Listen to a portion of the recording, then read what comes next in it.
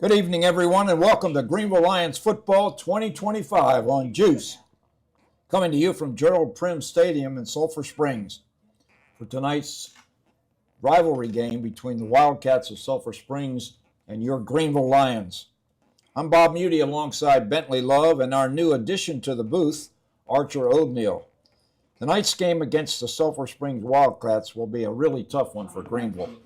The Wildcats are ranked 9th in 4A Division I and went deep into the playoffs last year. The Wildcats are led by quarterback Deuce Timmons, who last week produced 4 touchdowns against Mesquite Poteet in a 48-6 thumping. Timmons passed for 146 yards and 2 TDs and rushed for 131 yards and 2 more touchdowns. On the Greenville side, there were some flashes of brilliance from running backs Jamarian Hamilton and Zayden Armstrong-Teeters. In addition, some outstanding players in the passing game, of course, were quarterback Phoenix Rodriguez and wide receivers Chris Whitus and Damian Bankston, each of which had 3 receptions. The Lions come in with a record of 0-1, having fallen to Frisco Heritage, 49-27 in the season opener. Coach David Collins is optimistic that the team is responding to his philosophy and to all the coaches. Bentley, I know you were at the game last week. What were your observations about this year's version of the Lions? Well, you know, Bob, last week the Lions took playing in the Star. It was a pretty good game. They struggled a little bit in the first half, but they seemed to be a lot better in the second half. The Lions, as you mentioned, had a few people score touchdowns. Jamarian Hamilton led the offense in the first half. He had I believe it was a 78-yard touchdown run, which was a big boost to that Lions offense on the second drive of the game. Of course, too, Armstrong-Teeters had a touchdown run as well, as he finished with 82 yards. And then, like you mentioned, Phoenix Rodriguez finished the game with 176 yards and a touchdown, which he threw later in the game to Damian Bankston, who finished with 69 yards. Overall, I would say the team as a whole looked much better in the second half than they did the first half, which I think is a good sign for the season. Yeah, they showed growth. They actually outgained Frisco Heritage. Of course, you don't know whether or not there were any reserves in for Heritage, but I was still seeing many of the numbers that we saw from the first string. Yeah, I did too. I saw a lot of the same numbers, and I mean, as a matter of fact, I remember seeing, I'm drawing a blank on his name now, but the Heritage's running back was still in the game in the fourth quarter, and he'd had one heck of a game. So if they were going to pull anybody, I think they would have pulled him, which leads me to believe that the Lions were having some success moving the ball in the second half, which is a good sign for this team, because Heritage is definitely a really good team that they faced last week. And they outscored them in the second half 14-7. So like I said before, that shows growth, and that's what a team like this needs. I mean, they're a young team. The starting quarterback is a sophomore, and several of his running backs wide receivers are pretty young too. So it's a young team that I look forward to seeing the growth throughout the rest of the season. And I think they improved a lot on that second half last week. I think we're going to be far more competitive this season. Let's hope that's the case. I agree. As I said, folks, we're coming to you from Gerald Prim Stadium, which is a beautiful facility here in Sulphur Springs. The Wildcats are a traditional rival for Greenville, and their program has been on the rise for the last 5 years under head coach Brandon Faircloth. Bentley, what are your expectations for tonight's game? You know, I think I'm hoping we're going to see a really good game here. I think we're hopefully going to see the Lions build on their running game from last week and hopefully increase their passing presence too, as Rodriguez made several good throws last week that were dropped for whatever reason, but hopefully that will change and more of those will be connected, or they'll connect on those. I hope to see Bankston get used a little bit earlier tonight and hopefully get the Lions out to score early, because I think that'll be the key tonight if the Lions want to have an opportunity to win this game, is score as early as they can. I think Chris Whitus showed me a lot last week. He's an outstanding receiver as well as Bankston. So those two guys are probably going to be the targets that Rodriguez is looking for most frequently. I agree. So we're going to take a look at the starting lineups when we come back after this short message.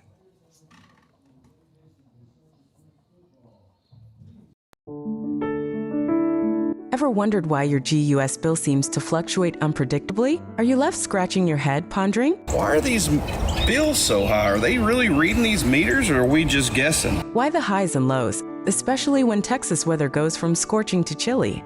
Well, here's the deal. Texas weather swings like a pendulum, impacting your energy costs. Picture this, your thermostat at 75 degrees in May, when it's hitting an average of 88 degrees. And in June, soaring to 93 degrees. That thermostat works overtime, gobbling up power. But tweaking it just 4 degrees can make a real dent in your bill. Winter months? Adjusting it down 4 degrees saves you a bundle. And going further by 4 degrees when you're out? Even more savings. In summer, employing strategies like running fans, shutting blinds, and sealing windows can offer extra help. Meanwhile, during winter, bundling up with an extra layer can boost your comfort without cranking up the heat. Tonight, as you root for your team, snuggle under a blanket, flick on a fan, or just the thermostat for savings. GEUS reads those meters every month. Using advanced tech for accurate billing, your trust matters. GEUS, your community-owned utility provider. Need details? Visit geus.org or call us at 903-457-2800.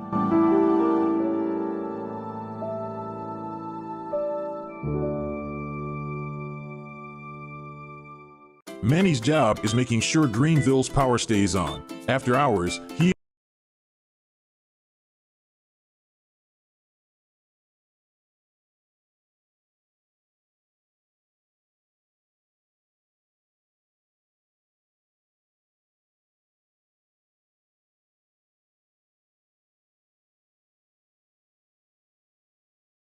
Black jerseys with white numerals and white pants, so they'll be real easy for us to call out tonight.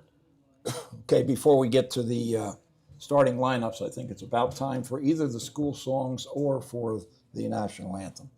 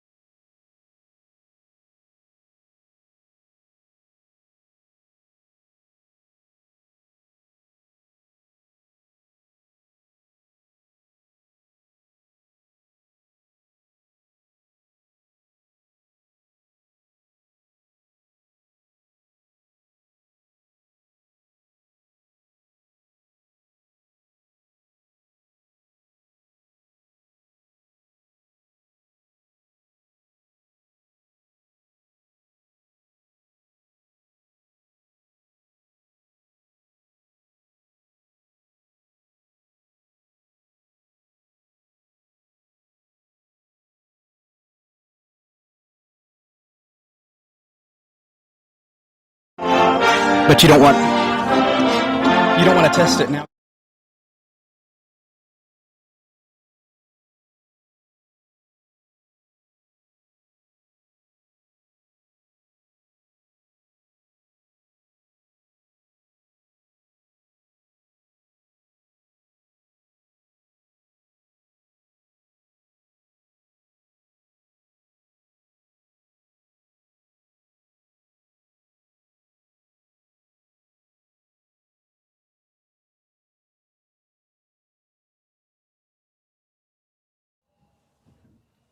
Okay, Bob Mutey and Bentley Love, we're about 2.5 minutes away from the kickoff. Real quickly, here is the starting offensive lineup for Greenville. At quarterback, sophomore Phoenix Rodriguez wearing number 3. Running backs will be number 11, Zayden Armstrong Teeters, and probably Jamorian Hamilton wears number 18. Wide receivers, Damian Bankston, Chris Whitus, Bravion Colbert, and Pierre Dunn. Up front, the big guys will be led by the center, Levi Davenport. The guards will be Brighton Young and Nick Martin. And the tackles are Julian Sixtos and Mario Valentine. Ethan Brand will be the H-back. What are you showing on the defense, Bentley? For the Lions tonight on the defense, the big 3 guys up front to get us started will be number 72, Sergio Coronado, number 70, Ligarian Savage, and number 33, Makai McEwen. Main in the linebacker crew for the Lions tonight will be number 18, Jamorion Hamilton, number 11, Zayden Armstrong Teeters, and number 15, Trenton Clayton. In the secondary for the Lions tonight will be number 5, Chris Whitus manning one corner, and number 8, DeKebron Williams manning the other corner. At the safety positions will be number 6, Devin Stroud, and number 1, Bravion Colbert. And at the star position will be number 7, Cameron Clayton. Okay, Sulphur Springs did win the toss, and they've elected to receive. The captains for tonight's game are Chris Whitus, Jamorian Hamilton, Levi Davenport, and Devin Stroud. So Nehemiah Figueroa will probably be doing the honors with the kickoffs. He's backed up by Jeremiah Brown, so we'll see who gets the honors tonight, Bentley. We will. Beautiful night for football. Bit warm, as Archer indicated. It was about 80 at game time, and it is going to be Figueroa teeing the ball up.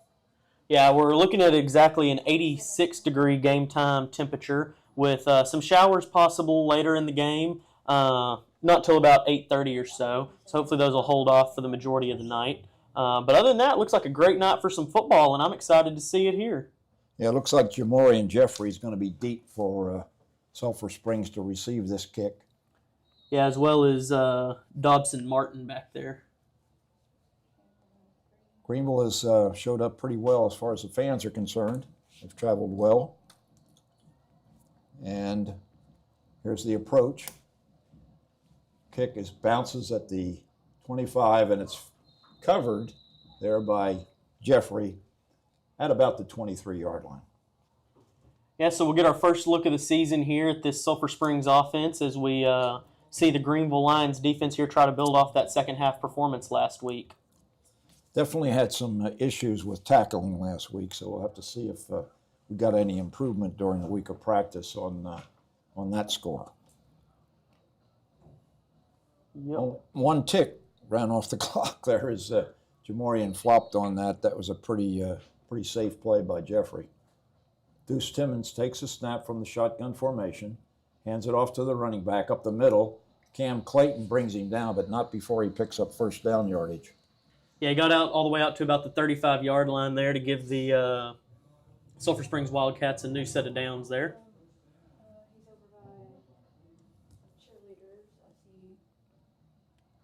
That might have been Martin on the carry. Again, the single digits, a little difficult to call. All right, 1st and 10 for Sulphur Springs at the 35-yard line. Timmons looks over at the coaching staff, talks to his offensive lineman, drops back into formation, takes a snap, another handoff, this time off left guard. He's met initially by a Greenville defender, but bounces away for about a 7-yard pickup. Yeah, it was Armstrong Teeters there who initially met him and bounced away, but he was able to chase him down and tackle him and bring up 2nd and 3 here for the Wildcats. It might have been Jackson Hare on that carry. They have a kind of a stable of running backs that they alternate, it appears. They definitely do. We'll always probably see quite often some fresh legs in there for the Wildcats.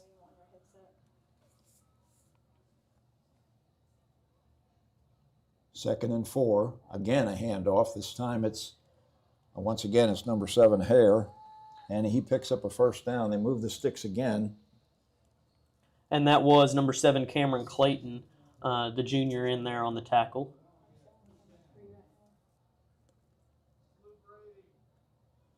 Once again, another running back, pretty much the same area. They're using the left side of the offensive line, which is probably their strength from what I can tell. You got some pretty big boys on that left side, a tackle and guard, number 77 and number 70. Those guys, Aiden McCarroll and Dadrian Burry, Vincent Johnson Jr. Looks like they've got some pretty good size. They do. That was a pickup of about 5 there to bring up 2nd and 5 here for the Sulphur Springs. Timmons is a long drink of water. Looks like he's about 6'3", probably only weighs about 160 pounds. He fakes the handoff this time, throws it to Hare on a little swing pattern. Beautiful tackle at the 40-yard line, but that's going to move the chains again, and the player who made the tackle is down. We'll try to identify him as we go here. Sulphur Springs is having very little trouble. Looks like that might have been Devin Stroud. Yeah, number 6, Devin Stroud in there on the tackle, getting shaken up a little. The trainers are coming out to check on him. He's a key to that defensive secondary. He definitely is. He's a big part of it, and Lions are better with him on the field. He spent a lot of the last year on the injured list, and now he started to walk off the field. Now he's down on one knee as the trainers are out there talking with him about, might have got his bell rung maybe? Maybe. He made contact with him and kind of got drug a little bit there, so it was before getting him down. So it was a little bit of a tough play there. Let's take a short break, Tiffany, and we'll be right back with Greenville Lions football on GEUS. GEUS is proud to be the first municipally owned electric utility in Texas, dating all the way back to 1891. And we're proud to be the first city-owned cable and internet provider in Texas, too. But that's the past. What matters today is where we're going. Today's GEUS is providing electricity and high-speed internet to a changing, growing, dynamic community. The future of Greenville and Hunt County matters to us because we live here, too. We're your friends and neighbors, the folks you see at the grocery store and at church, who just happen to work for a public. Okay, Stroud made it off the field under his own power, so it's first down, Sulphur Springs, and they take a timeout. The ball is placed at the 39-yard line of Greenville. That's what, 3 or 4 consecutive first downs for the Wildcats. Yeah, I believe so. When you put up 48 points against a 5A team in the season opener, of course it was Mesquite Poteet, which is typically not a powerhouse. That's still a pretty fair evaluation of a pretty good club. Yeah, it is. We saw something a little bit similar like this, though, last week. Greenville had a little bit of a hard time stopping Heritage in the first few drives of the game, but then got it figured out the longer the game went, so I have faith they'll get it figured out here pretty quick. Well, I'm sure Coach Collins and the defensive coaches. I met Fred Boletnikoff Jr. this morning in the coach's office, and Fred is of course, the son of an all-pro wide receiver for the Oakland Raiders back in the day, and he's the co-defensive coordinator and linebackers coach. Okay, back to live action. Deuce Timmons in shotgun formation, hands off up the middle, and carrying a bevy of white-shirted Greenville Lions, he forces his way down to the 25-yard line. And that was a pickup of about 14 there for the Wildcats, as he just seemed to bounce off defender after defender. Yeah.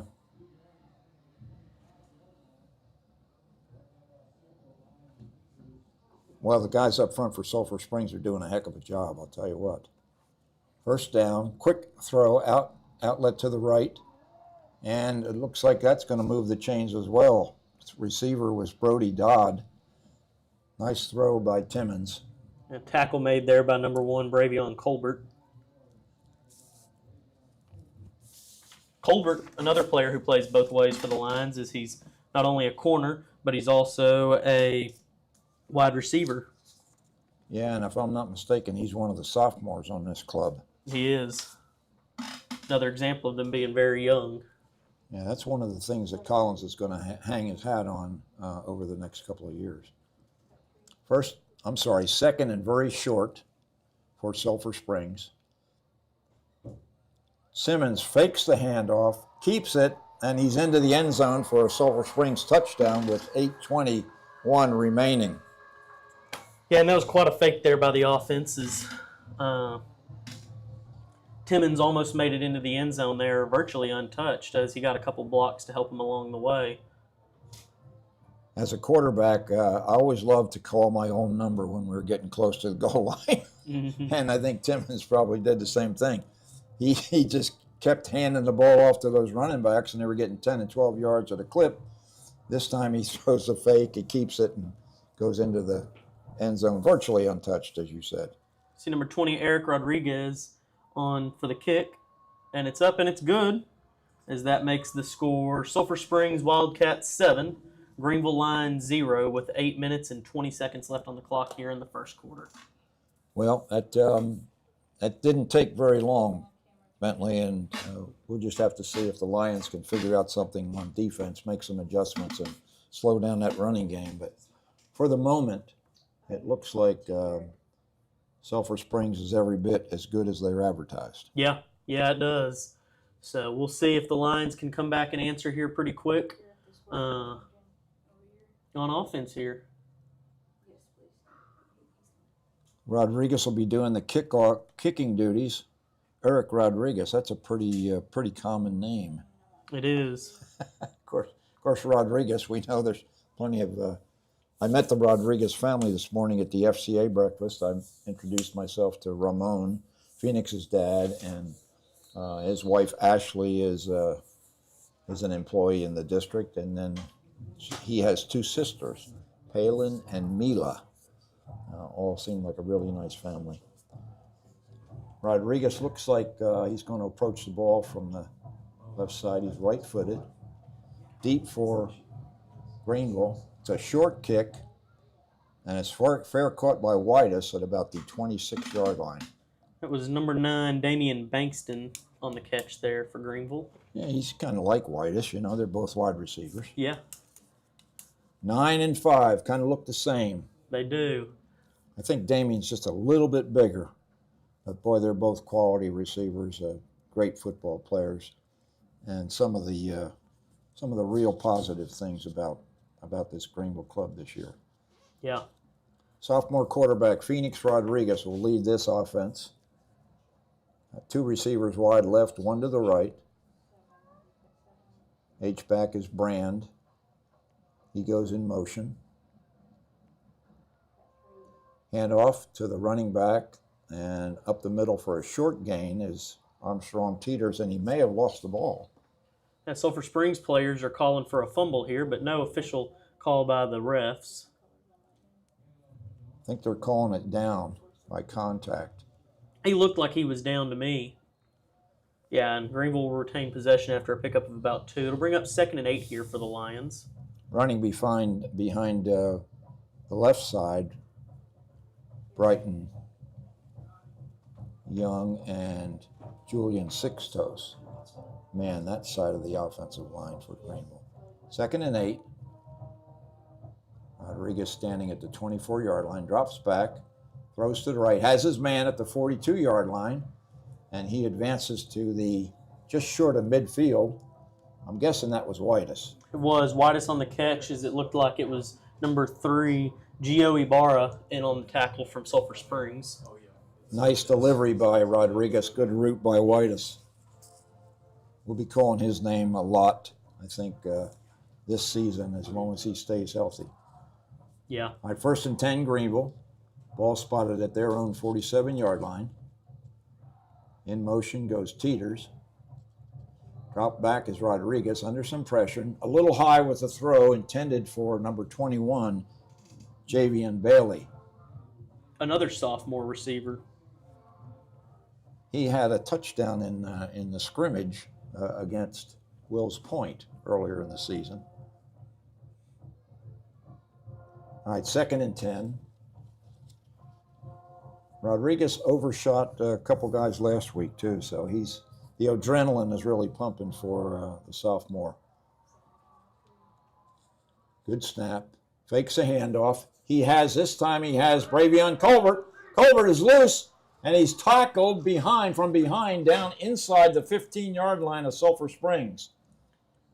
Yeah, that was an excellent pass there by Rodriguez as he found Colbert just right over the middle in a gap, and he took it quite a ways there. Nice slant pattern. Boy, I'll tell you what, Rodriguez is really sharp tonight so far. Yeah, pickup of about 35 yards there. First down, handoff to Teeters, and Armstrong Teeters goes down inside the 10-yard line before he's brought down by a host of Sulphur Springs Wildcats. That'll bring up 2nd and 6 here, I believe, as the Lions will have the ball on the 9-yard line. 2nd and 5, with the ball on the 8. So far, a really good answer by the Greenville offense. 16 remaining on the play clock. Rodriguez gestures to the right. Man in motion is Colbert. Again, a handoff. Not much going on this time for Armstrong Teeters. Teeters was stuck there pretty well and pretty quick by number 22, Zay Godbolt, linebacker for Sulphur Springs. Coach Collins was telling me about a number 44 for Sulphur Springs being a real beast, a guy by the name of Truth Holmes. So we'll see if he's in on some of the plays defensively for the Wildcats. Yeah, a defensive lineman. He could have been in on that one by blowing a hole for number 22 to get through there. Illegal shift, offense, penalties decline, 3rd down. Penalty against the Lions, as you heard from the official who is mic'd up tonight. So it'll be 3rd down, and it looks like a long 6 yards. They can get a first down without getting a touchdown inside the 5. Again, there's a little bit of motion by the wide receivers. Route rolling to his right. He has a man, and into the end zone goes Chris Whitus, I believe, for the touchdown. It was Whitus for the touchdown there as he was able to shake his man and get open, and just enough to break the plane. I'll tell you what, that's pretty impressive, Bentley. It went right down the field just like Sulphur Springs did. Yeah, exactly, and that's what we want to see. Passing was coming way better this time than it did last week this early in the game, and that's a great thing to see. All right, Figueroa lining up for the extra point. The holder is Ethan Brand. Deep snapper is Jorge Aguilera. See if we can get a tie ball game here. High snap. It's blocked. So unsuccessful PAT. I think the high snap had something to do with that. Brand did a good job grabbing hold of it, getting it down, but nice rush by Sulphur Springs. So the Lions trail by a point after a really impressive offensive series. And we'll take a short break and we'll be right back with the Greenville Kickoff.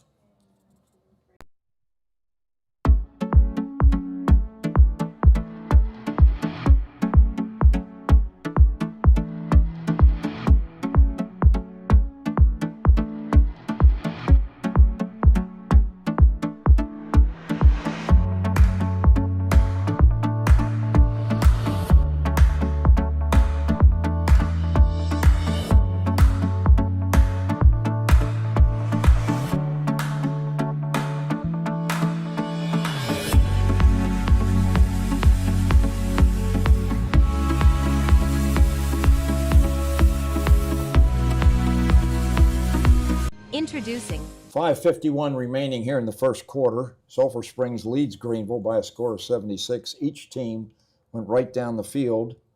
Greenville via the pass for the most part, and Sulphur Springs via the run. Go ahead, Brentley, I'm sorry. It's number 18, Jamorion Jeffrey, and number 9, Dobson Martin back to receive for Sulphur Springs. Aguilera uses a very short approach, only about 3 steps. It's a short pop-over kick going to the right. It's going to bounce, and it's fielded over there by a Sulphur Springs return man. He's pushed out of bounds around the 45-yard line. Yeah, I believe that was number 14, Edward Fluellen, in on the tackle there. And Fluellen had a touchdown in last week's game. Fluellen is Coach Collins said, a very talented football player. He's really the third running back, and if the Lions are going to have any success this year, he's going to have to see a lot more action so that Hamilton and Teeters can spend more time manning their linebacker spots. Yeah. Okay, 1st and 10 for Sulphur Springs at their own 45-yard line, so great starting field position for Timmons. 5:47 remaining here in the first quarter. Hand off to the running back off left tackle. A little bit better job this time. Linebackers make the tackle. That was Teeters, I believe. Actually, it was... It's number 15, Trenton Clayton, on the tackle there, senior.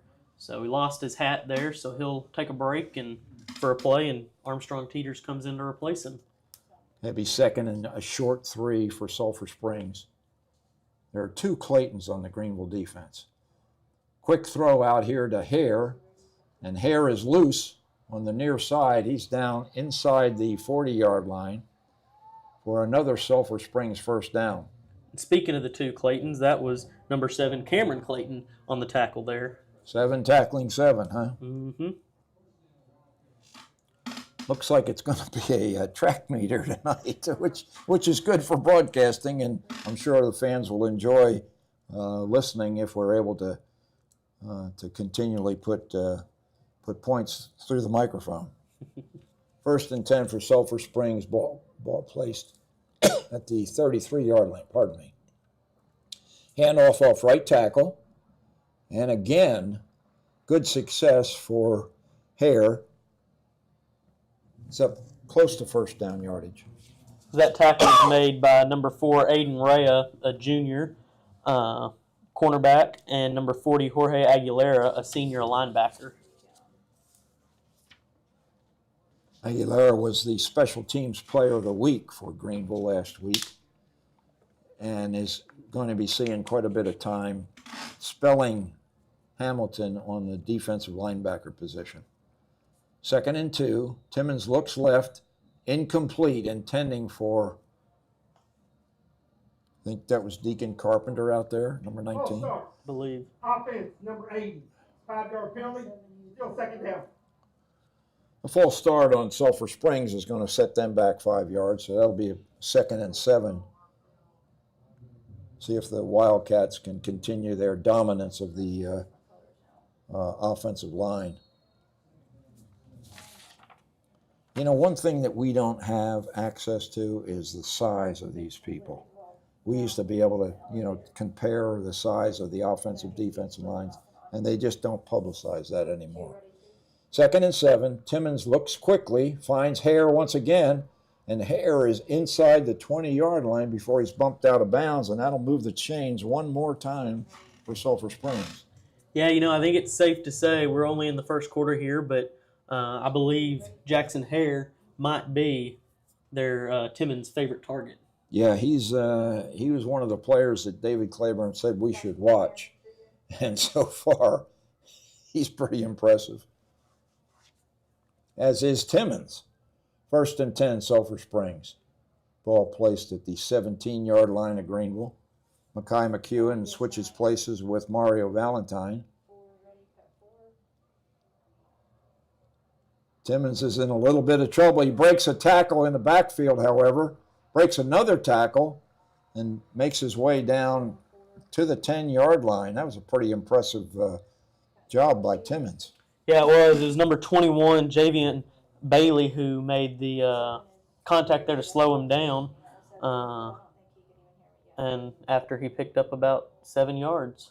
Did that look like maybe a busted play? I think so. It was a high snap, and he almost lost it, but he managed to catch it, and the Lions were on him quick, but he was able to break away and turn it into a positive.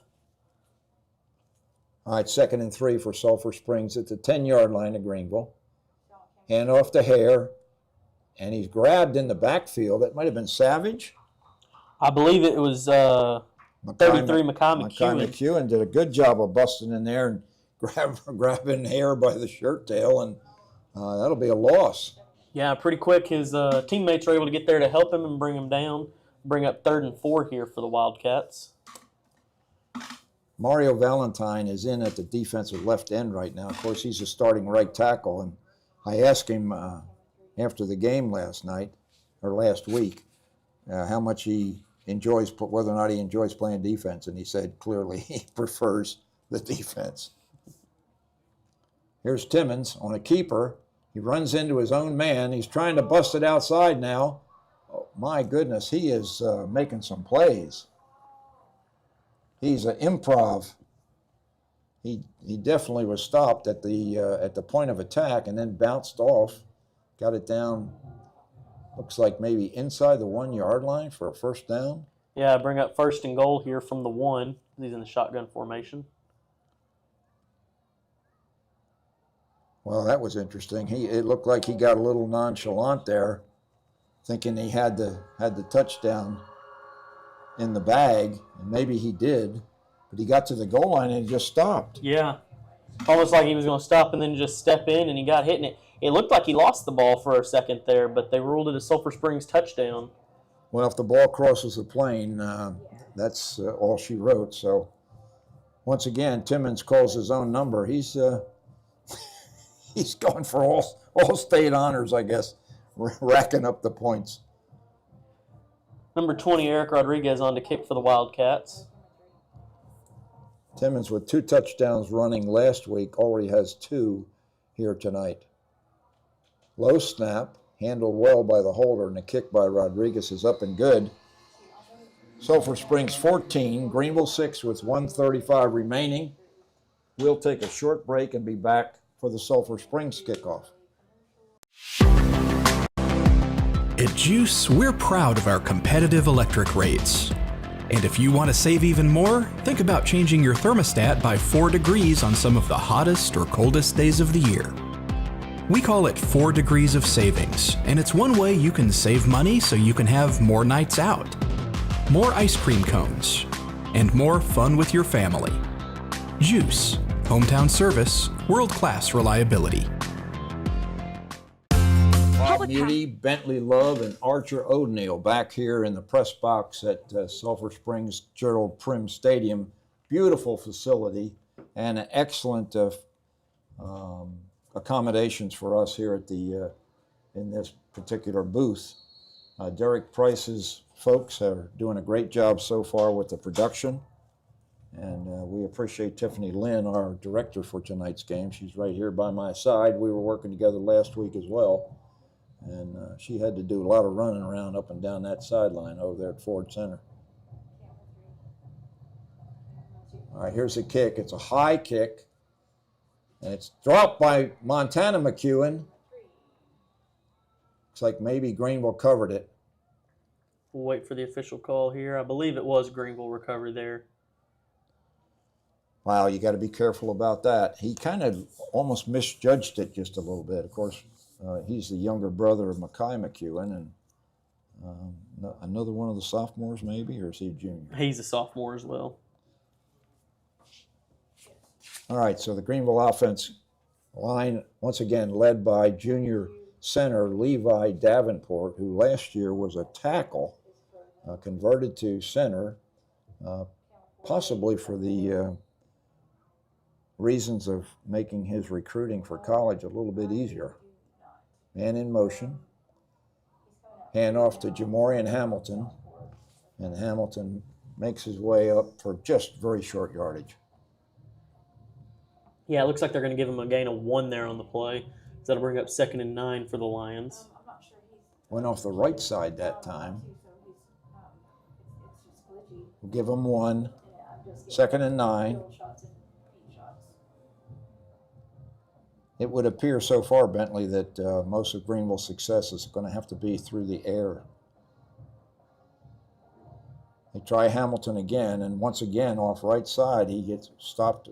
Virtually no yardage gained.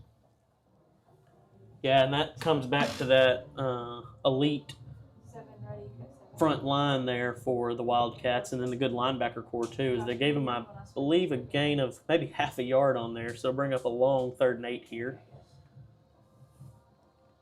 You wonder if Sulphur Springs will bring some pressure on Rodriguez here. 25 seconds remaining. passes over the head of Chris Whitus, so that's going to bring a punting situation for the Lions. 3 and out. I think I got to go maybe with more of the passing attack and leave the running game in the pocket. Yeah. There was a defensive back in that passing lane there, and I think that's why Rodriguez overthrew Whitus. Yeah, it was number 32, T.J. Bolden, a senior linebacker who dropped back into coverage there and jumped up and almost tipped it, but it went over his head and then over Whitus's as well. Lions have to call timeout. Looks like a little bit of problem getting set up there on special teams. Phoenix Rodriguez is also the punter, and that's a good thing for the Lions and the possibility of running fake punts at an appropriate time. I don't think this situation would warrant a fake punt this deep in Greenville's territory at the 28-yard line. But Rodriguez has a pretty good leg. Back deep for Sulphur Springs, number 3, Gio Ibarra, and number 7, Jackson Hare. The aforementioned Jackson Hare. That's kind of a cool name, actually. It is. Spelled Jackson. Okay, the deep sapper is Jorge Aguilera. Gets a good snap. Rodriguez gets the kickoff. It's a good high kick. And it's taken by Hare at the Sulphur Springs, we'll call it the 44-yard line. That's where the Wildcats are set up shop, and man, we got to find a way to stop that running attack. Yeah, we do. Need to shut down Jackson Hare. And, it's interesting because they've been using him a lot, handing it off to him in the backfield, but he's actually listed on the depth chart as a on the roster as a wide receiver. So be interesting to see if they split him out wide much tonight too. Well, David Claiborne had him listed as a running back, so he was more accurate than the actual roster that we've been provided. It was homecoming here tonight, and we've got pictures of all the homecoming court. It was quite nice. Okay, 1st and 10 Sulphur. Man in motion, handed it to Hare, and Hare is pushed out of bounds inside Greenville territory. He broke several tackles there, but was ultimately pushed out of bounds by number 18, Jamorion Hamilton. Kind of the backbone of the Lions' defense. I'll tell you what, Hare is the bell cow so far for Sulphur Springs. Yeah, definitely a workhorse. Number 9, Dobson Martin, now in the game. He's standing next to Timmons, and Hare is in the slot on the far side where there are 3 wide receivers. There's a handoff to Martin. Martin does a nice job of not only dodging the tackles, but then forcing Teeters and Aiden Ray to bring him down after another first down pickup. And that's the end of the first quarter. Sulphur Springs 14, Greenville 6. And we'll take a break for these messages from GEUS.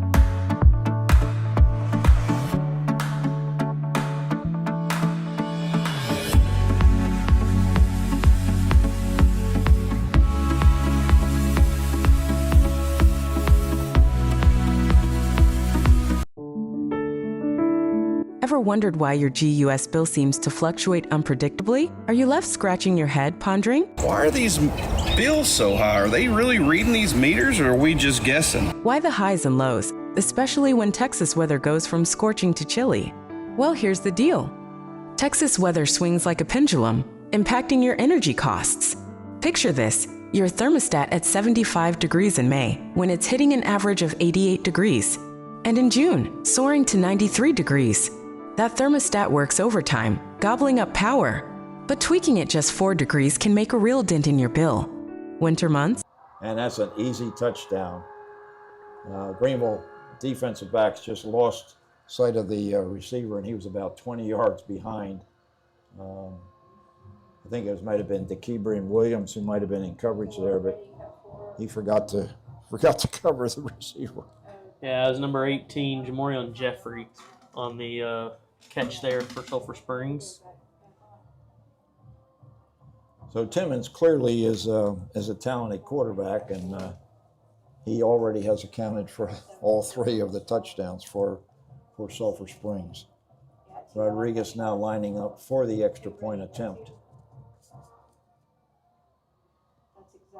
Snap is low, handled well by the holder, and it's a successful PAT. 21-6, Sulphur Springs, as they score early here to start the second quarter. Got to be impressed with this Wildcat team so far, on both sides of the ball. Yeah, they've got had an excellent job moving the ball, and a lot of that has run, or most of that is run through Jackson Hare. Yeah, he's seen quite a bit of action already, and it just seems like they're able to overwhelm the Greenville defense in the trenches, especially. And they're even getting down. They're getting beyond the defensive line. They're getting to the linebackers and taking them out of the play as well. Mm-hmm. You mentioned that Cooper Roberts, a late addition to the Greenville roster, made that last tackle before the long pass completion for the touchdown. So Cooper Roberts, I don't know, maybe brought up from the JV, I'm not sure. Not 100% sure either. So we see number 0, Pierre Dunn, as well as number 21, Javian Bailey, back to receive for the Lions here. They're standing at the 10-yard line, so Rodriguez has the ability to kick it deep. Let's see if he pops it over again this time. Montana McEwen, who had problems with the last kickoff, is standing at the 30-yard line. And they kick it toward him once again, and he fumbles it again. And this time maybe Sulphur Springs has it. And that is the rule there. Sulphur Springs recovers the muff kick, as that will be Sulphur Springs ball at the inside the 30-yard line, inside the 30. Wow. You wonder, maybe after the first muff, maybe he doesn't take that position again, but the coaches showed confidence in him and kind of just bounced right off his front of his shoulder pads, I think. So that's an unfortunate break for the Greenville Lions, and will probably lead to an early 3-touchdown deficit. The way Greenville, the way Sulphur Springs, I should say, is moving the ball. Yeah, so we'll get another look here at this Lion defense, as they will try to stop Sulphur Springs on a short field here. Yeah, and they just got off the field, so they're probably a little bit gassed. Timmons looks right. It's kind of a backward pass to Hare. I think he was looking to maybe throw the ball downfield. Instead, he's juking his way for a couple of yards gain over on the far side of the field. Yeah, and we have an injured Lion down on the field here. I'll get that number for you. He seems to be getting up. He's hobbling off a little bit on his own. That's Jamorion Hamilton, number 18. So hopefully that's nothing too serious. Yeah, Hamilton tweaked his knee last week, and that could be a recurrence of that same injury. But he's a real key to the success of this Greenville team. Senior Jamorion Hamilton, one of the captains for tonight's game. Second down, and we'll call it 10.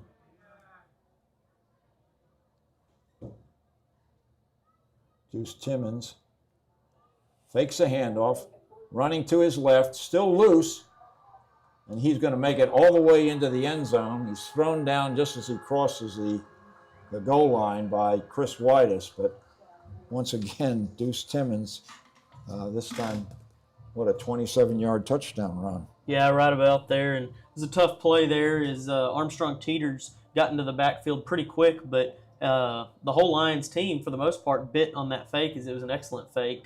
And Timmons was able to make it into the end zone almost untouched. The Lions made some serious contact with him there at the end, but unfortunately not quite early enough. Well, that's 3 rushing touchdowns for Timmons already, and he's probably got about 50 yards of rushing so far tonight as Rodriguez converts for the 4th time, 28-6. Greenville. So the Sulphur Springs Wildcats take advantage of the turnover on the muffed kickoff and extend their lead. Yeah, and that was the second time we saw Whitus get into the backfield there and launch himself to try to block that block that extra point.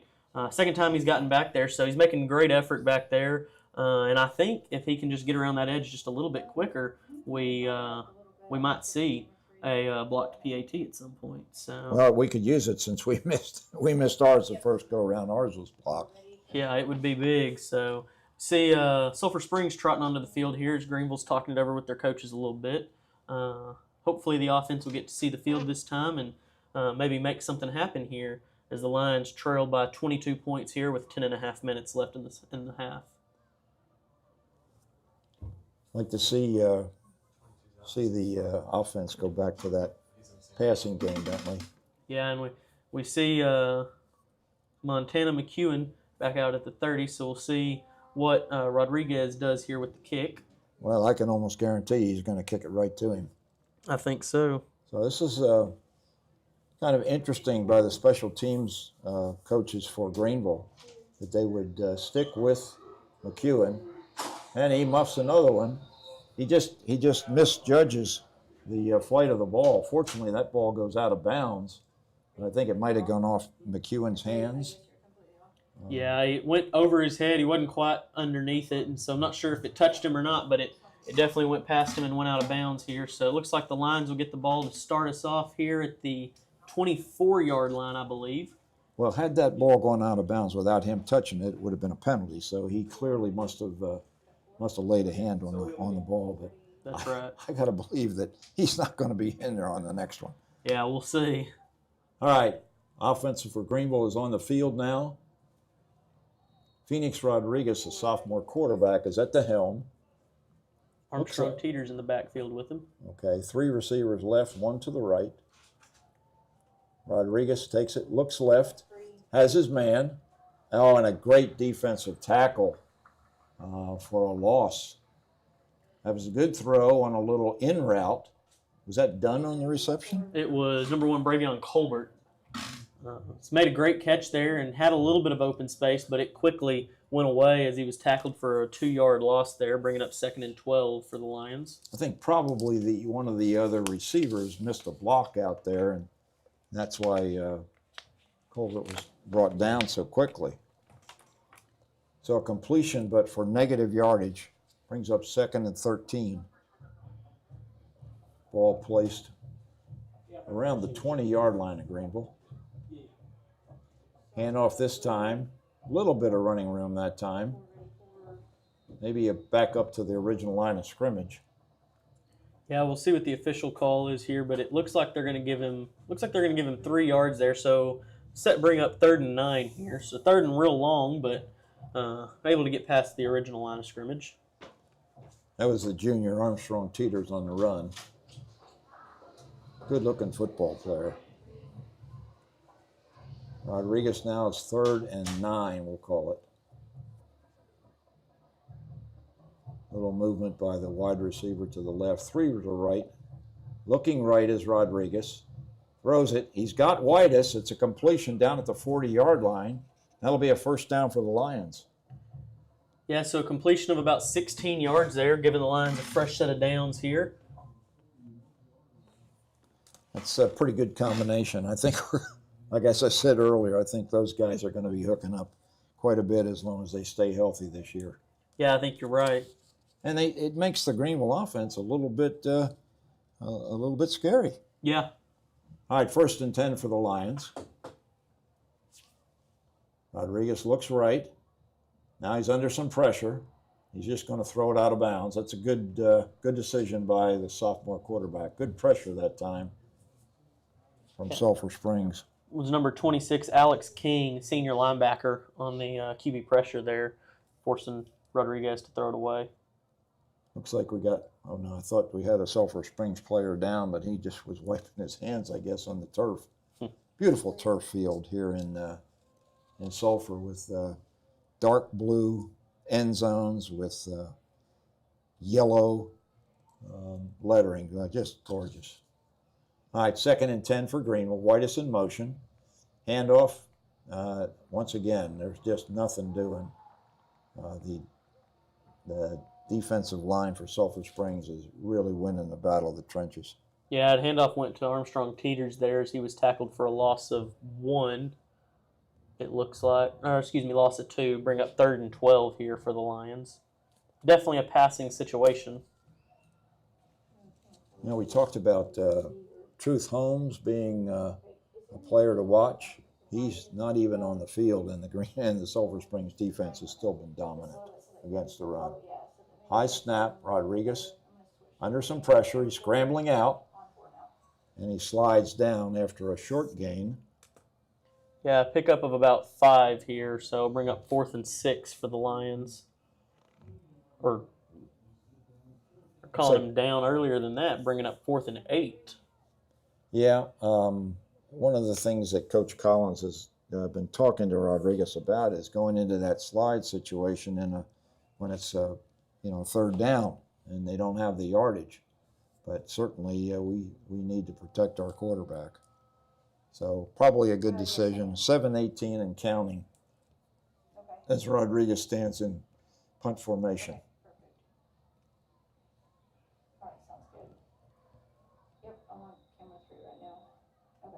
Once again, the Lions have to call timeout. Coach Collins not happy with with that situation. He's had to burn two timeouts. Yeah, that's their last time out of the half here, so they got to make it count as they got to go 7 minutes without being able to call one. Yeah. It's with this is the first time we've had the referee mic'd up, and when he's talking, it's difficult for us to hear ourselves talk. So yeah, it kind of comes over the intercom suddenly and very loudly. Yes, it does. Which is nice because we know for sure what has happened. Yep. Any penalty calls or anything, but it definitely takes some getting used to. Yeah. Beautiful press box here we're calling in. Big glass windows and no real framing work or anything that gets in our way of vision. So that's nice. Yeah. Yeah, and the folks over here are so hospitable. The culinary arts students provided us with just a delicious buffet. Rodriguez gets the kick away under some pressure, and it's muffed and tackled by Damian Bankston. I thought that was Hare, but it's not Hare. It was number 3. Yeah, it was number 3, Gio Ibarra, who was tackled there by number 9, Damian Bankston. He pulled a Montana McEwen. Yeah, he did.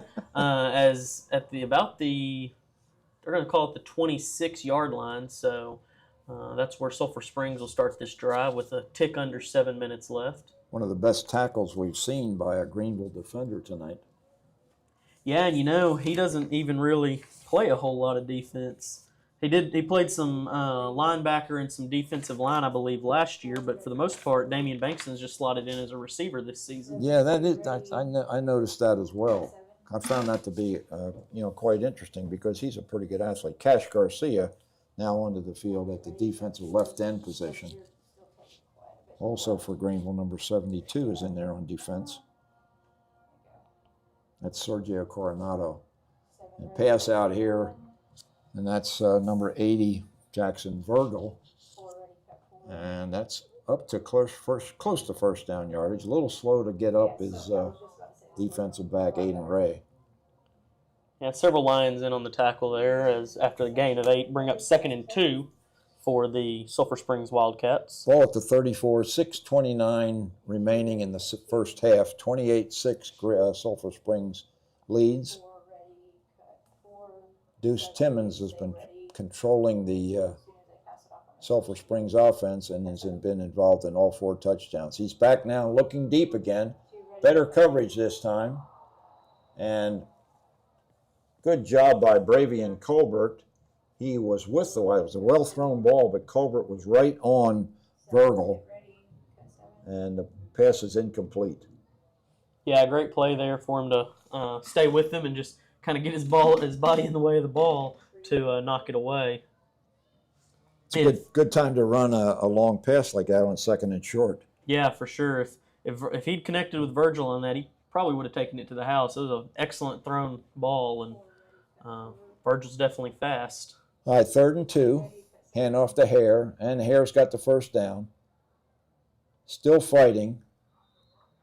One of the Lions finally got underneath him and lifted his feet off the ground. That might have been Garcia on the tackle. Yeah, it was number 10, Cash Garcia, senior defensive lineman.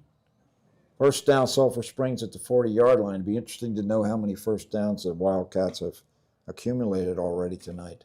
I bet David Claiborne will be able to tell us at halftime. He sure will. This is their 5th drive. They've been successful on their first 4. So they got to have, got to be in double digits in first downs, I would think. Handoff this time to is that Martin? It is. He was tackled, it looked like, by number 70. LeGarren Savage. Savage is a good player. Savage, a defensive lineman. Not always the most common thing in the world to see him make a tackle that deep past the line of scrimmage after a pickup of about 5. LeGarren plays what I used to call middle guard, right over the center. Yeah, and, nose tackle. Nose tackle, yep. All right, 2nd and a long 5 for Sulphur Springs. Man in motion. Handoff this time to Hare. He breaks outside, tries to get wide, forced out of bounds, and a little bit of discomfort by Hare there as he thought he was roughed up just a little bit by number 40 for the Lions, Aguilera. It's enough for another Sulphur Springs first down. We'll bring up 1st and 10 here from the Greenville 49-yard line. 4:32 remaining here in the first half. Beautiful night for football. Late substitution for Greenville. Doesn't have time to come on the field. Kind of an unbalanced defensive line. Quick throw by Timmons. Out to Jackson Hare, of all people, and Hare is just running up and down the field, either with a pass or with a run, and he's got another first down. Yeah, wrestled out of bounds there by number 21, Javion Bailey. Well, this team beat Mesquite Poteet in the season opener 48-6, as we said earlier. There's a very good possibility that they're going to have 35 points here in the first half against our Lions. Yeah, Greenville showing a 3-man front. That's number 69, Brighton Young, junior in at nose tackle. Yeah, he's playing both ways now. He's a starting left guard. Timmons rolls left, throws across his body, has a completion, and thrown out of bounds is Brody Dodd. Thrown out of bounds by number 40, Jorge Aguilera again. A pickup of about 7. 2nd and 3. Timmons is a pretty impressive looking character, isn't he? He is. Stays calm and cool under pressure in the pocket, but if he needs to, he definitely can make it work with his legs as well. He's got Jackson Hare right next to him, and don't be surprised if he hands it off to number 7. He fakes it to 7. Now he gets some pressure. He's rolling left, starts to heave it deep, and then just decides to step out of bounds. Yeah, forced out of bounds there by number 4, Aiden Rea, and number 88, Cooper Roberts. So Roberts is making a name for himself on defense. So that's a good thing. We need as much help on defense as we can get. Yeah, as many playmakers as possible always is good. He looks to be a pretty tall individual, maybe like 6'3" or 6'4".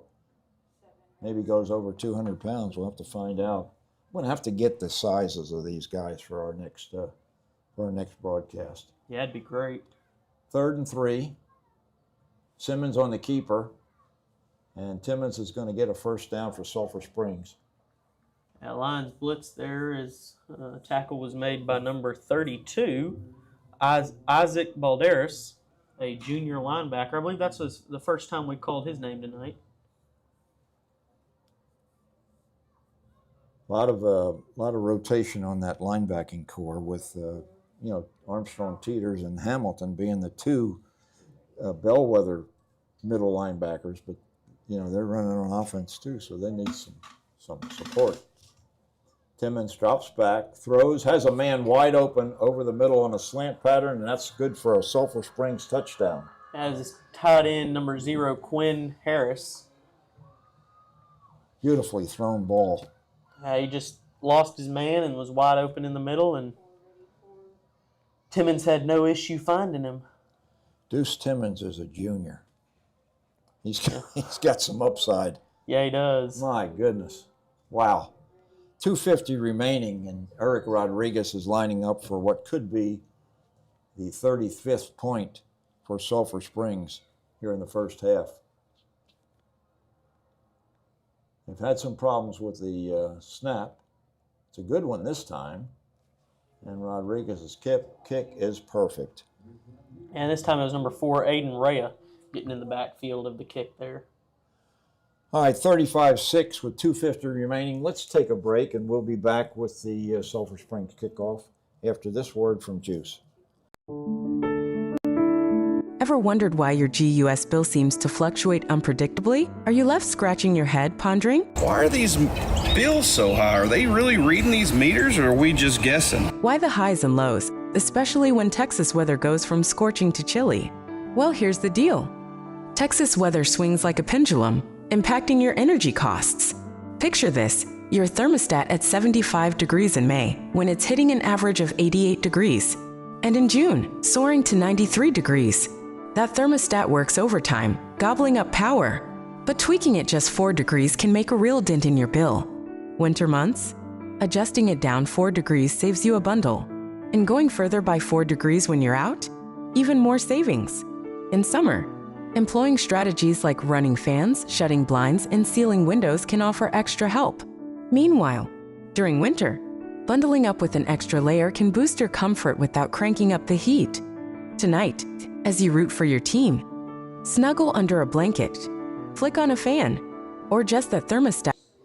Okay, Bob Muty and Bentley Love back here at Gerald Prim Stadium in Sulphur Springs, where the Lions trail 35-6. Eric Rodriguez about to handle the kickoff for Sulphur Springs. He's been doing the pop-over kick this time, and we've got Aiden Ray in place of Montana McEwen, and he makes the fair catch at the 26-yard line. So a little bit more security that time. Yeah, Lions will have just a little under 3 minutes, 2 minutes and 50 seconds exactly to go 75 yards here and try to make something happen. Well, the passing game certainly makes that a little bit more workable, but they did use all 3 of their timeouts. Yeah, well, that's kind of what I would like to see. Maybe them have some routes with the wide receivers finishing close to the out-of-bounds line or something and throw it a little bit earlier here than trying to run it the first 2 plays and then throwing it on 3rd down. And one of the good things about football these days is if you get a first down, the clock stops temporarily until the refs can set the ball. So Rodriguez looks over, and he throws long, and it's intercepted by number 10 for Sulphur Springs. He was looking for Damian Bankston, and he just led him too far, just about a yard too far, and number 10 for Sulphur Springs, Creed Wisenhunt, makes the interception.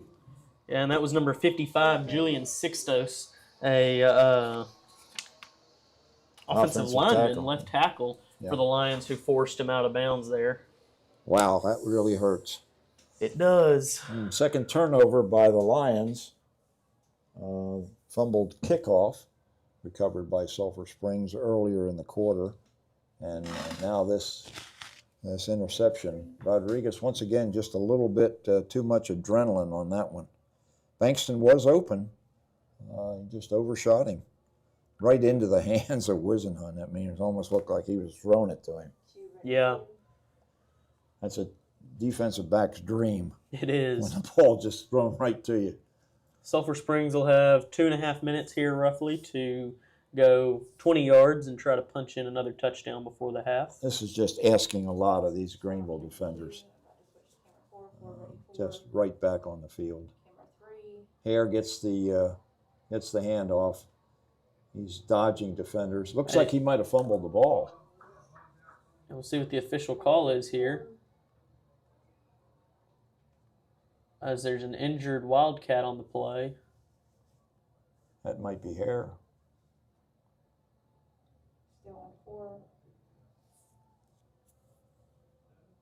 I'm still not sure it was a turnover. Do you have any idea? Okay, according to Archer, it's going to be a Greenville ball, but it'll be inside the 5-yard line with 2:24 remaining, and Sulphur Springs has all 3 of their timeouts left, so unless Greenville can mount enough offense to get at least 1 first down, it's conceivable that Sulphur Springs will get the ball again on a punt. Yeah. So Greenville will hopefully look to move the ball and get it way down the field here. As we see, that is number 7, Jackson Hare, get up, and he's walking off mostly under his own power, it looks like, which is a good sign. Takes his helmet off and getting some pats on the back from number 18, Jamorion Jeffrey. As we'll see if we see Hare It's a touchback. much more. First down 20. First down on the Touchback. 20. And that Greenville got lucky there as he fumbled it into the end zone, and that results in a touchback. So Greenville will have the ball at, I believe you said, the 20-yard line? Yes.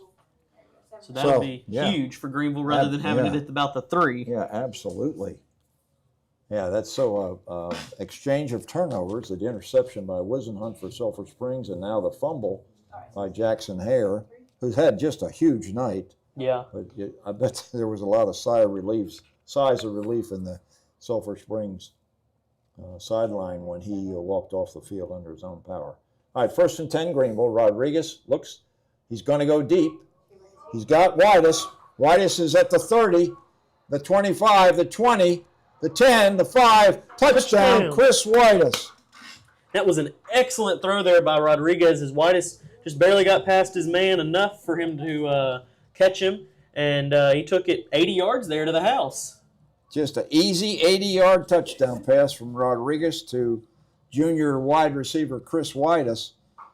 And what a change of events there after it looked like Sulphur Springs was going to put up 42.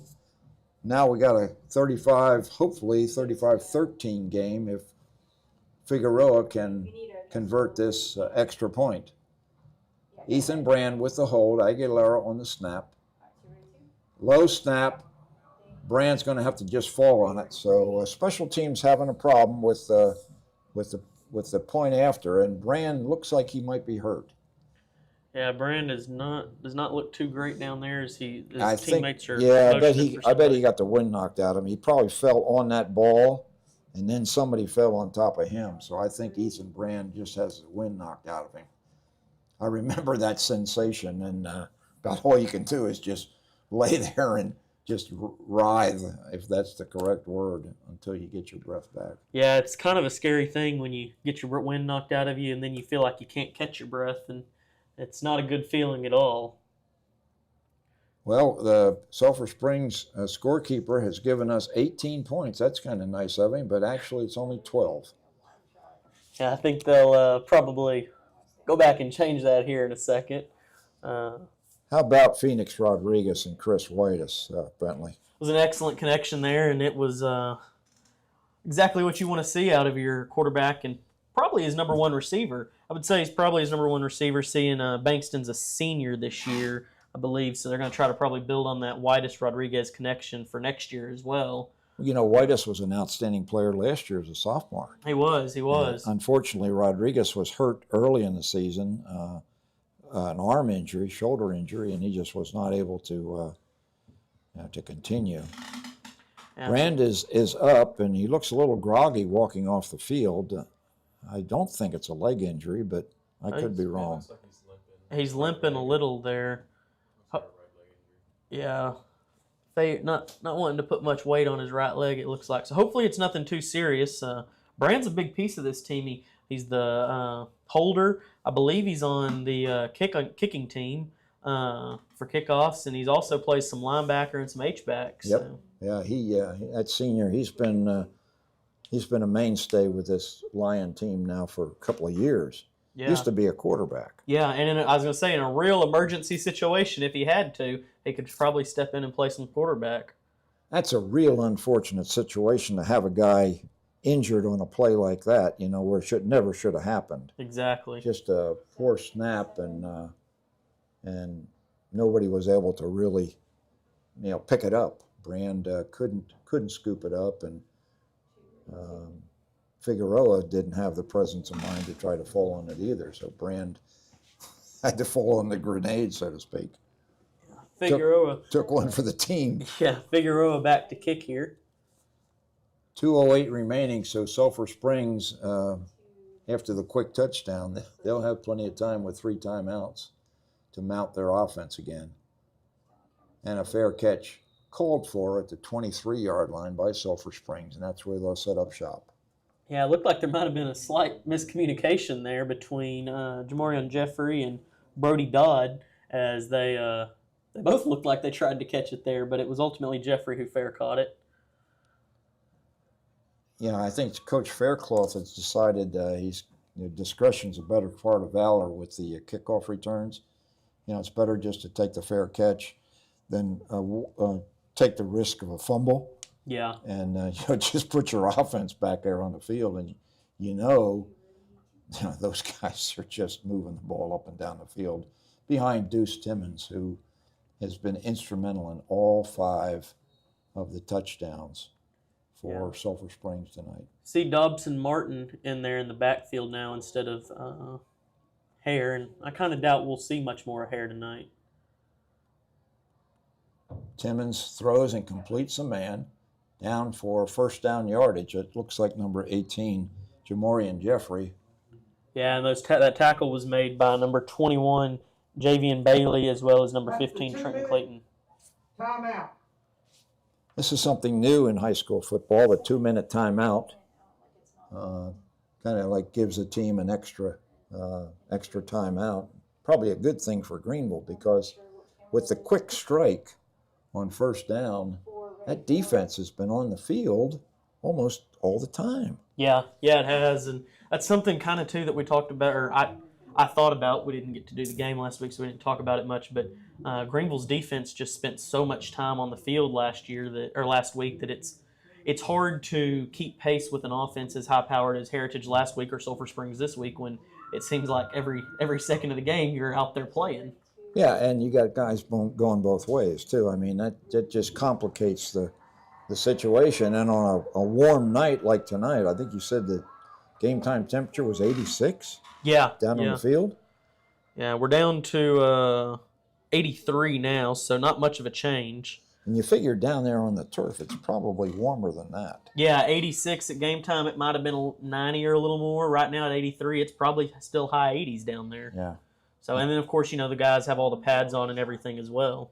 I'll tell you what, being on the sideline last week was an interesting revelation for me, because I would go up, to a player and tap him on the back or tap him on the leg, and those guys were sweating, and that was an indoor facility. All right, 1st and 10 for Sulphur Springs. Rolling and out of the tackle is Timmons, and he's going to step out of bounds. Oh, and there's going to be a penalty as a flag is thrown. It looks like it's probably going to go against 19, Deacon Carpenter, as he ran over number 2, Nolan Graham. And that was number 18, Jamorion Hamilton, that almost got Timmons there. Yeah. And that's, I believe, the first time we've seen Hamilton since he went down earlier in this game. Yeah. Looks like Teeters and Hamilton are both in the game right now. So the linebacking Personal foul. core. Blindside block. Offense number 19. 15-yard penalty. Repeat first down. Yeah, Nolan Graham really got hammered that time from behind, and I thought it was going to be a penalty on him for a late hit. Yeah, but He got hit. So luckily, that erases that run there. It'll bring up 1st and 25 here for Sulphur Springs as the ball will be placed at their 21-yard line. Just hoping that the Greenville defense can get a stop here and keep the score at 35. Yeah. With a guy like Timmons, though, boy, I'll tell you what, he's a talented kid. 3 receivers right, 1 to the left. Running back goes in motion. And there's a little screen pass and wide open. Oh, my goodness, down to the 40, that 50, and into Greenville territory inside the 45-yard line goes, that's Dobson, is that Dobson Martin? I believe so. Boy, that was a very well-conceived play. Faked by Timmons on the quick out, and then just dropped it over. And Greenville was susceptible to the screen pass last week. They got 3 times. Now Timmons has got plenty of room to throw. A nice-looking catch by Virgil down around the 36-yard line. 1:23 remaining, and boy, it didn't take long for Sulphur Springs to pick up a bunch of yardage. Yeah, they erased that penalty quick. To bring up 2nd and 1 here for Timmons and his offense. The defense is going to have to learn to recognize a screen pass. They've been victimized now 4 times this year. Big time gains. Timmons looked like he was going to do a running quarterback draw, and he runs to the outside and picks up big yardage again. Oh, and that's going to be some penalties. Probably on the Lions is some mouthing going on here. Some extracurriculars down there on the field. Yeah, that'll be a half the distance penalty against the Lions after a first down pickup by Deuce Timmons. 1:15 remaining. Sulphur Springs hasn't even had to use their 3 timeouts. This is just a high-powered offense. These guys are going to go a long way again, I think, in the playoffs this year. Penalties like that are the last thing you need or want right now. Yeah, those are penalties you can control. Yeah, that's After the play. Unsportsmanlike conduct. Defense number 70. Yeah, and that is distance to the goal. Automatic first down. And that is going to go against number 70, Ligarian Savage. And Dwayne Burry quickly to replace him, and I'm sure Savage is going to get a talking to from Collins. Oh, for sure. I mean, when you're struggling defensively, the last thing you want to do is make a mistake like that. Yeah. If you saw the Eagles game last night, Jalen Carter, wow. Okay, 1st and 10 for Sulphur Springs. Deuce Timmons fakes the handoff, keeps it himself, and he's brought down almost at the goal line. It looks like that'll probably bring up 2nd and 1 here from the 3. You know, Bob, I know you're originally from Pennsylvania and you're an Eagles fan, but down here we refer to last night's game as the Cowboy game. Oh, did I say the Eagles game? Yes, sir. Okay, folks, black mark for me. Been an Eagles fan my whole life. Sorry. I was telling Bentley and Archer on the way over, I was really disappointed in the Eagles' performance in the second half, but they did enough in the first half to squeak out a win. Here's Simmons. Timmons hands the ball off to number 1. Yeah, we'll wait for the official call. It looks like they're going to rule it down at the 1. That'll be a first down. I think. Yeah, it looks like it's going to be 1st and goal with inches. Really, truly to go. Timeout. Sulphur Springs. Sulphur Springs takes a timeout here with 18 seconds left on the clock, as they're probably going to try to punch it in because they definitely have enough timeouts that they can attempt to punch it in, and if they get stopped, call a timeout here and kick a field goal if need be. Yeah, I think Coach Faircloth was really hot that they didn't score a touchdown. Yeah, that was number 1, Kaishan John on the carry there. I believe that's the first time we've seen him tonight, and that's definitely changing because of Harris coming out of the game. Yep. You know, you think of what was it? Keyshawn Johnson was a wide receiver for the Jets and maybe some other team in the pros. Yeah. And so now you're seeing a lot of Keyshans or Kaishan. I don't know John pronounces his name, but yeah, he. I think Faircloth expected him to get in the end zone. He wasn't happy that he didn't. It's 1st and goal. 18 seconds remaining here in the first half. Sulphur Springs knocking on the door, and John gets the call, and this time goes in standing up. John is a senior running back. Probably doesn't get a whole lot of time on the field, so that's a nice gesture by Coach Faircloth to get him in the game, get him a touchdown. Yeah, well, when you have a couple running backs or wide receivers, whatever you want to look at them as, is like Jackson Hare and Dobson Martin, two guys like that are just as good as they are, both being upperclassmen too, it makes it a little difficult when you've got so many mouths to feed. That's a good way to put it. All right, 41-12 with 11 seconds remaining. That was just clockwork. The offensive just moved right down the field, and Rodriguez right here. Low snap. Great job by the holder. Let's see if we can identify that holder. He really has done a nice job. The PAT is good, so 42 points for Sulphur Springs. Looks like maybe that holder, is that Jamorian Jeffrey holding? Or number 16? Might be 16. I kind of think it's number 16, Yeah, Mason Cooper, backup quarterback. Yeah, that's probably nice job by Cooper. He may have a job in the pros just as a holder. Yeah. Great job. 42-12, Bentley. Yeah. Archer, what do you think? I think we're still in it. Archer says we're still in it. Well, you know, folks, after last week's game, you know, Lions were down 42-13, I believe it was, at halftime. Yeah. And came back and lost 49-28. So have to make up a lot more headway than they did last week. But the team last week seemed to improve a lot after their halftime meeting with Coach Collins. Yeah. Well, once again, Aiden Ray is in the prime position for Rodriguez's popover kick. He stands at the 30-yard line. That's kind of where Rodriguez has been aiming at each time.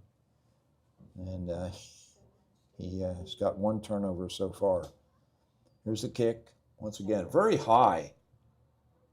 Called for a fair catch this time. I think it might have been Whitus that stepped in front. No, Damian Bankston steps in front of Ray and makes the fair catch. Yeah. Down at about at the 26, I believe. So Greenville will get the ball back here with 11 seconds and see if they do anything here, if they just go ahead and take it to halftime. Yeah, I would. You know what? You could take a knee. That'd be easy way out. But I'll bet Collins will throw the ball. I think so, especially if he can get guys like Whitus open and down the field quick. Yeah. It'd be smart to. I mean, hey, what was it, one play, two plays last drive, Yep. and he took it 80 yards to the house? It would be nice if they could try something like that again and go in 42-18 instead of 42-12, or excuse me, 42-19 instead of 42-12. You can bet the Sulphur Springs defensive backs will be playing really deep, though. Yeah. Ball It'd is, have to be deep. yeah, ball is placed at the 27-yard line of the Lions. Mm-hmm. And it's just a handoff. And running back probably Armstrong Teeters picks up a couple yards, and that'll do it for the first half here at Gerald Prim Stadium. Sulphur Springs impressively puts 42 points on the board, but Greenville also impressively with the initial first drive and then the 80-yard touchdown pass from Rodriguez to Whitus put up two touchdowns. Unfortunately, PAT is not very successful, but 42-12 is our halftime score. And we're going to take a break, and we'll be back in about 2 minutes to talk more about what happened here in the first half. Introducing GEUS Residential Internet, the gateway to your connected world. Experience lightning-fast speeds for seamless streaming, gaming, and video calls. Our expert technicians ensure a hassle-free setup so you can stay online without interruptions. Connect all your devices simultaneously, whether it's for work or play, thanks to our reliable service. Find us on the web at geus.org or call us today to get started at 903-457-2800. When GEUS first brought high-speed internet to Greenville, the world looked like this. Today, more than 20 years later, the world looks like this. Some things change over time, and some things stay the same. Fast speed, reliability, and hometown customer service. GEUS, delivering high-speed internet to our hometown for more than 20 years. Serving the people of Greenville is what we do. At GEUS, community involvement, volunteering, giving back through sponsorships, and providing hometown service with world-class reliability are just a few of our priorities. Being a locally owned public power utility means we are your family, friends, and neighbors. Community involvement and giving is easy when you are serving your hometown. Nationally recognized reliability and service, owned by those we serve for over 130 years. Ever wondered why your GEUS bill seems to fluctuate unpredictably? Are you left scratching your head pondering? Why are these bills so high? Are they really reading these meters or are we just guessing? Why the highs and lows, especially when Texas weather goes from scorching to chilly? Well, here's the deal. Texas weather swings like a pendulum, impacting your energy costs. Picture this, your thermostat at 75 degrees in May, when it's hitting an average of 88 degrees. And in June, soaring to 93 degrees. That thermostat works overtime, gobbling up power. But tweaking it just 4 degrees can make a real dent in your bill. Winter months? Adjusting it down 4 degrees saves you a bundle. And going further by 4 degrees when you're out? Even more savings.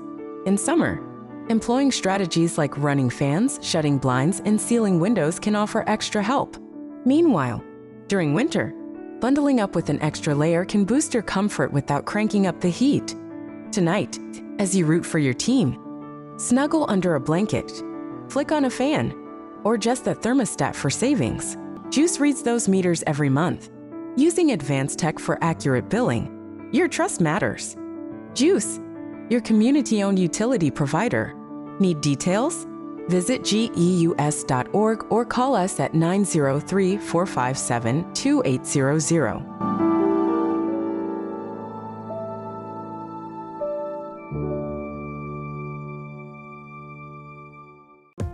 When GEUS Bob Muty back here in Sulphur Springs. The Greenville Flaming Flashes, the infamous Flaming Flashes, are back on the field doing their performance. The director this year is Anna Strickland. This is a world famous, actually, group started by Gussie Nell Davis way back when, and of course they're backed up by the Greenville band, so we'll just come off the air. Band director Matt Ownby will have his troops performing, and we'll be back after you get a chance to enjoy this halftime performance by the Greenville Flaming Flashes and the Greenville High School Band.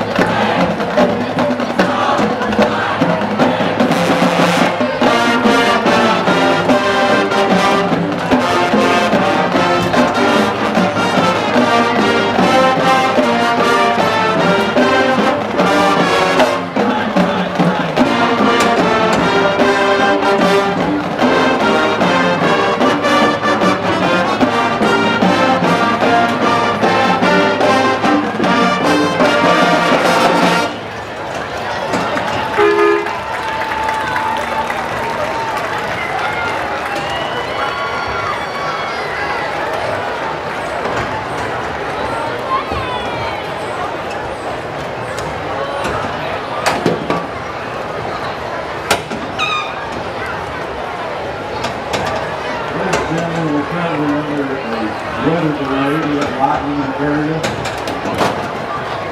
We're going to take cover of the light unit area. We'll let you know periodically where we stand.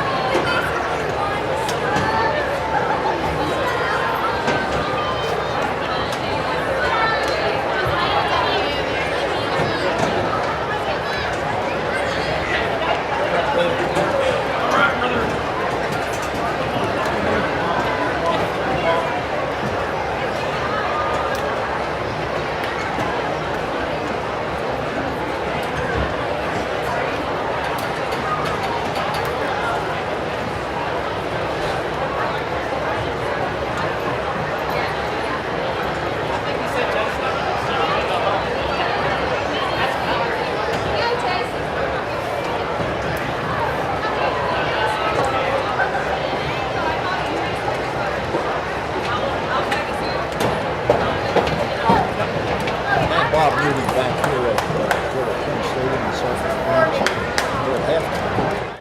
And the Greenville band was performing. It was a great performance, but we're in a lightning delay, and the band was asked to get off the field, and the fans are leaving the stands. Of course, the stands are aluminum, so the last thing you want to be on is a metal seat during a lightning storm.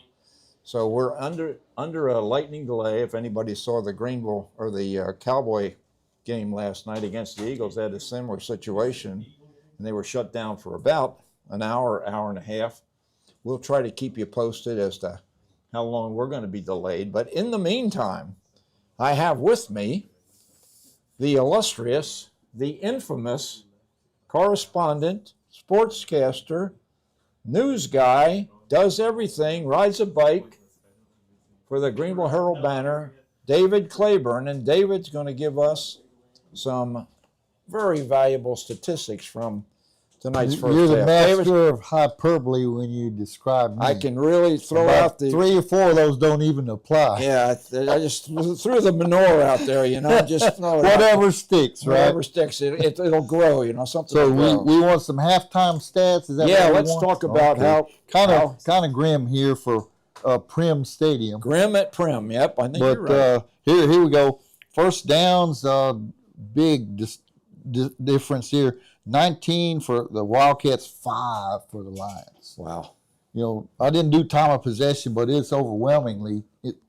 I got a question for you. Sure. Now, that 80-yard touchdown pass, does that count as a first down? Yeah, that's a first down. It does, okay. Yeah, it does count. All right, so that's one of the 5. That's one of the 5.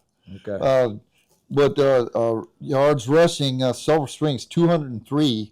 And here's where a real big difference. Greenville Lions have 16 yards rushing. Yeah, well, they can't seem to get that going right now. Nothing going on.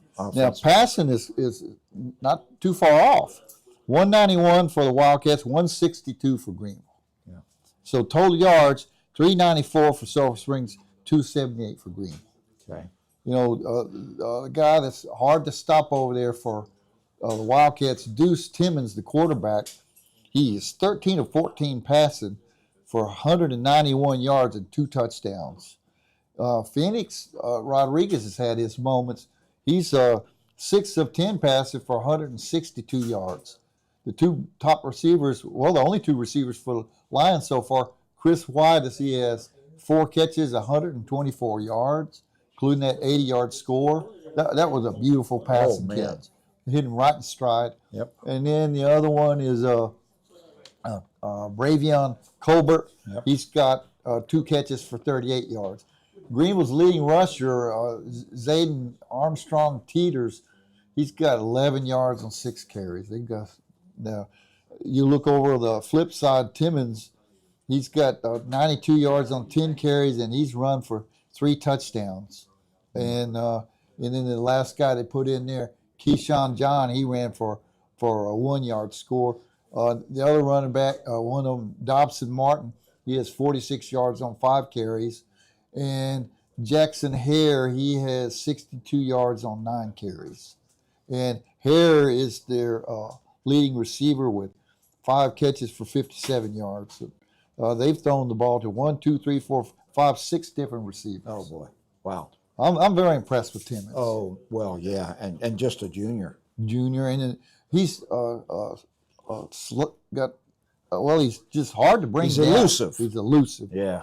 And I like the way he works his shoulders and works down the field. He's a slippery runner. He looks like what, about 6'2", 6'3", maybe. Only weighs about 160, 170 pounds. They got him 6'1", 180 on the roster. 6'1", 180. Wow. Okay. But he's. I don't think he's that heavy, but doesn't make any difference. He throws the ball well. One good. incompletion. The Lions stopped him one time with that fumble. He got pushed into the end zone, I guess, for the touchback. But that's the only stop they had in the first half. So they're going to have to work on that. That was kind of the last week's game against Heritage was the same MO.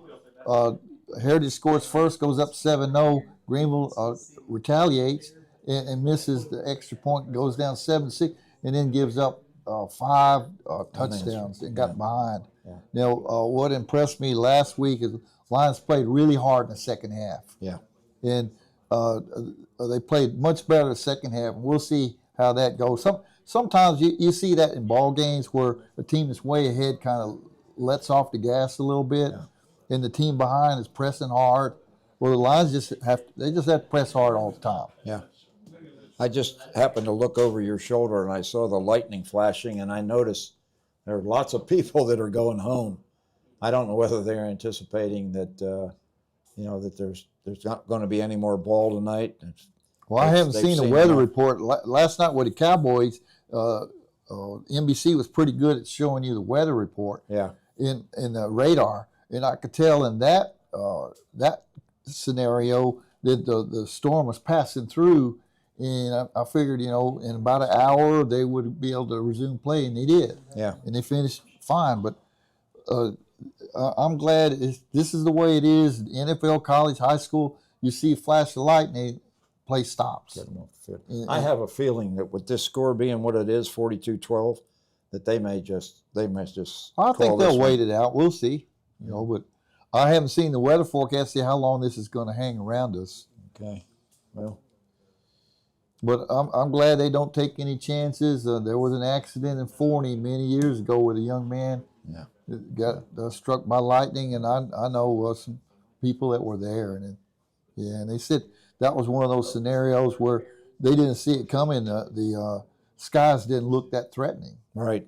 Yeah, they've got all kinds of lightning arresters. But this right now, there's no reason to take any chances at all. Well, we'll try to keep you posted, folks, on the status of the game being in the lightning delay. David, you got anything else? Any other? Oh, we both like this stadium, don't we? Oh yeah, love it. Yeah, the press box is nice. These teams have been playing a long time, and I don't know how many times I've seen them play. Yeah, and most of the time we ended up on the short end of the stick because they've had some real teams. They've had some. Oh man, when James Cameron was head coach, that was always interesting because he was playing against Marvin Sedbury. Yeah, head coach. Marvin had played for James at Howard Payne. Okay. Wow. And James had been the head coach at Howard Payne in Angelo State, and then he was at Rockwall, and then he was at Sulphur Springs, and he's also at Kilgore. But I always thought it was a matter of the teacher playing the pupil. The student, yeah. And the teacher wants to beat the pupil bad. And they came after Greenville's quarterbacks in those games. I remember they knocked 2 of them, starter and the backup. Yeah. They came after them hard. And some of those guys, you remember Kwesi Palmer? Yeah. And Damian Lewis. Damian Lewis. There was another guy on that team with Lewis. There was Well, they had a guy that played for the Bengals, Caleb Miller. Yeah, defensive back. Yeah, there was another guy too. I can't remember. They've had some talent. Yeah, I noticed all the plaques in the press box here of all the different guys. You know, they got it up on the scoreboard about the 2008 state champions. Yeah, that quarterback was Tyreek Rollerson.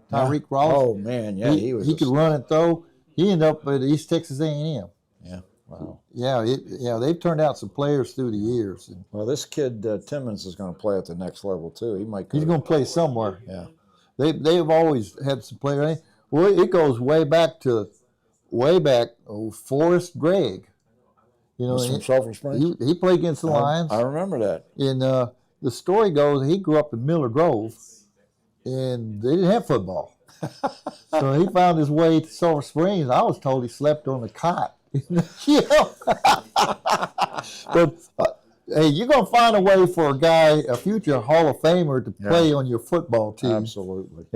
He was something else. They've had some players through the years, and it's been a pretty intense rivalry.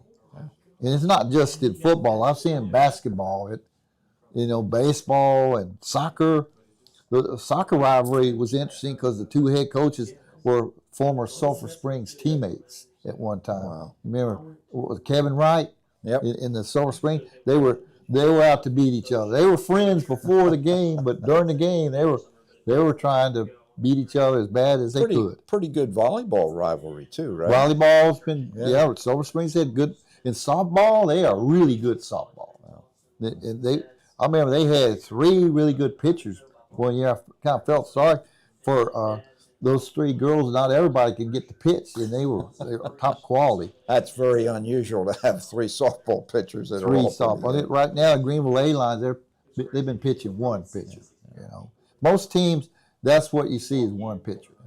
But they were blessed to have 3 really good throwers. Yeah. Getting back to this Greenville team, do you see enough potential that these guys can be competitive in the district? It's hard to say right now. Kind of early. There's some things to work on, but what I have seen is Phoenix is improved quarterback from last season. Yeah, and he's getting some decent protection, and he knows how to find Whitus and Bankston and tonight Colbert. And so he's got a college prospect blocking for him in Levi Davenport. Yeah.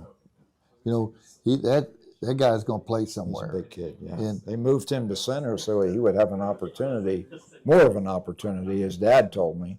His dad, Dad's a big guy. And Dad played for the Rains Wildcats. His dad told me he was a deep snapper, one of the best deep snappers in Texas. Dad was. I believe it. Yeah. I believe it. You know, Brady Davenport. Anyway, David, thanks a bunch. We'll get back to this broadcast. David Claiborne, sports editor for the Herald Banner. Always a pleasure.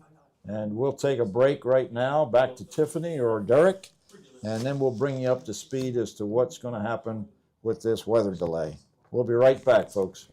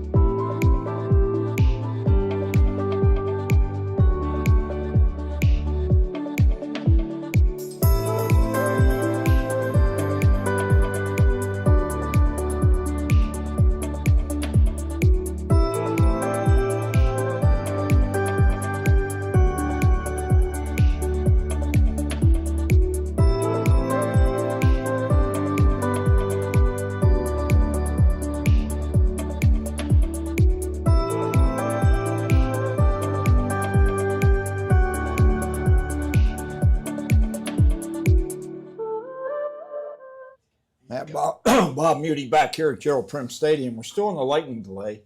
The latest I've heard is the stadium supervisor is going to get the two coaches together, and they'll decide how they want to proceed. The weather, the radar is not looking too good. There's a possibility that the storm could go north of us. It is not raining as yet here, but we have seen lightning in the distance. So we'll keep you posted if we hear the results of the meeting between the two coaches. Once again, Bob Muty from Sulphur Springs. The score right now at halftime, 42-12, and we're in a lightning delay.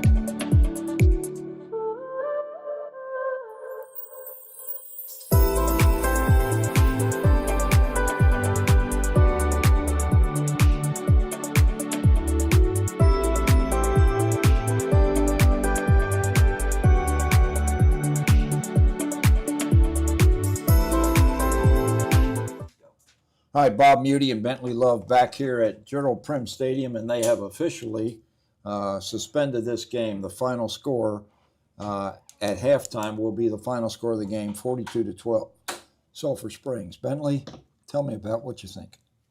Yeah, I think it was probably the right call. This storm is looking like it's going to kind of just come in and sit on us for several hours. So I think it's the right call to suspend this game. Greenville had some flashes of good things in this first half. I think we would have seen a better second half of football from the Lions if we played it. But ultimately, players and all participants' safety is above everything. So I think it was the right call to go ahead and suspend the game.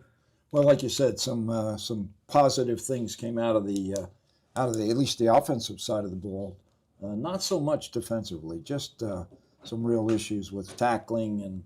Of course, let's credit these talented players from Sulphur Springs, breaking tackles and throwing passes, catching passes, and elusive running backs. Clearly a very good football team that, as I said earlier in the broadcast, probably going to go deep into the playoffs again. Yeah, most definitely. So it'll be interesting to see how they fare next week in their matchup. Greenville next week will be taking on Joshua.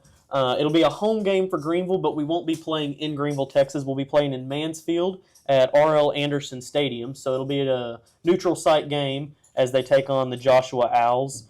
Played them last year, played them in Arlington last season, but we're in Mansfield this year. So hopefully we'll all tune in for that, and it'll be good. Well, for Derek Price and his crew, Tiffany Lynn as our director, and for Archer O'Neill and Bentley Love, I'm Bob Muty. Final score once again, 42-12, Sulphur Springs defeats Greenville. This video has been brought to you by GEUS. GEUS is your community-owned provider for electric, internet, cable TV, and true local programming.